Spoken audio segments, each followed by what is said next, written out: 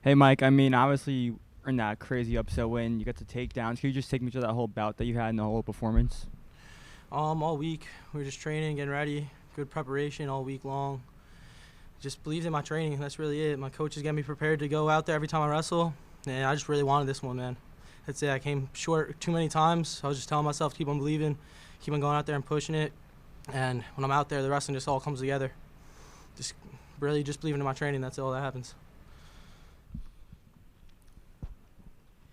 The way that duel ended with Chetta's win really kind of give you guys something to build on going forward?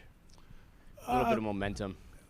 I don't know. That momentum kind of will stop with this week's training, and we'll move right. We're moving on to Penn State, so I'm just happy for him. Like he said, he's been close so many times. A lot of our guys are close so many times, and I think what I take out of it is being a shooter, scoring, trying to score, going after it. You're not going to, when you're wrestling a team of that caliber, and obviously other than Penn State, it's probably the hottest team in America, right? So, and then they're good up and down the lineup. They're very, very good. So you're not going to score all the time because defensively they're very, very stingy, but you got to give yourself an opportunity. And I just felt we finally got one at 33, one shot, one score to beat a really good kid, an upset win.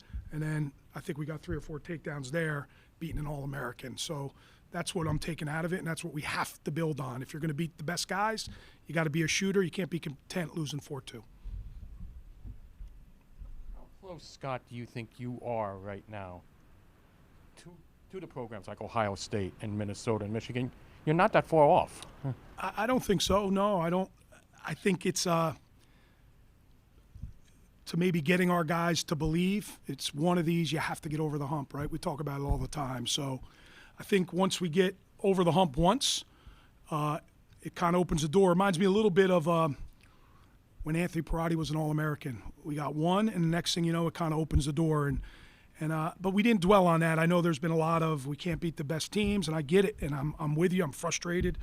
Rutgers Nation out there, I get it, especially our wrestling fans that are very loyal. Yeah, it's a hard thing to do. I think we need to do it once to get over the hump. Today was about our individual efforts, all 10 of them. There's got to be individual efforts, and then you can be kind of look yourself in the mirror and be pleased about it, and that's the way we kind of approached it. How close are we? Being close doesn't, I like the way we competed today. We're in every single match. We have to find a way from a team standpoint, from an individual standpoint to get over that hump. He got over a big hump today. Huge for him. Huge for Dylan Shawver.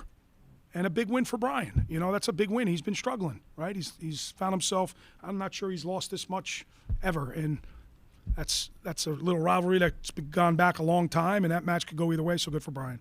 So we're close, if that's a long-winded way of saying we're close. I know that doesn't make everybody happy, but it's kind of where we're at. Coach, when you look at the close matches, that 74-97 in heavyweight, what's the difference right there in those one takedown matches? They did an incredible job of scoring first and holding center. An incredible job of scoring first right away, 65. We worked all week long, 3-minute hand fight. Let's wear him down with our hand fight. You can't let him score. He's going to lunge in and try to score right away. Same at 49.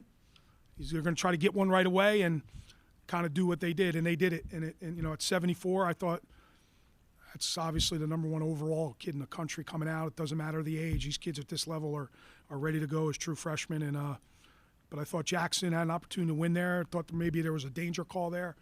But that's the way they looked at it, and it wasn't. So, but I think to go back to your point, they did a really good job of scoring first, holding center.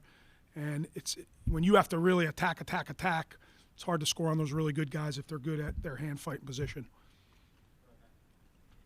I guess Andy Clark's been out of the lineup for a while now. Can you just give a little update on him? And then also Jacob Butler seems to be back or is back, wrestling well. How's his status health-wise? I'd have to see where we'll start with Jacob, right? It's clear what he's wrestling with. I think we all understand what he's wrestling with, and we sent him to a tournament last week, and he wrestled great, and he had 4 matches. Obviously, he re-injured that knee today, so we'll have to get a look at it before we do anything about ruling him out. You won't see Andy Clark the rest of the way. He'll search for a medical red shirt. He'll put in the paperwork for that and try to, which I'm assuming that'll do. He's just done for the year, unfortunately. So that's kind of, you see kind of a revolving door at 57, Zal. Jacob, and now he's hurt, so we got to figure out maybe Al or Dylan Weaver's still there. So, but we'll get a feel of where Jacob's at. Hopefully, it's not too serious. They can continue to compete. Coach, with the change in scoring with the takedowns from 2 points to 3 points for a takedown, has that changed how you guys prepare with more of an emphasis on takedowns? I don't.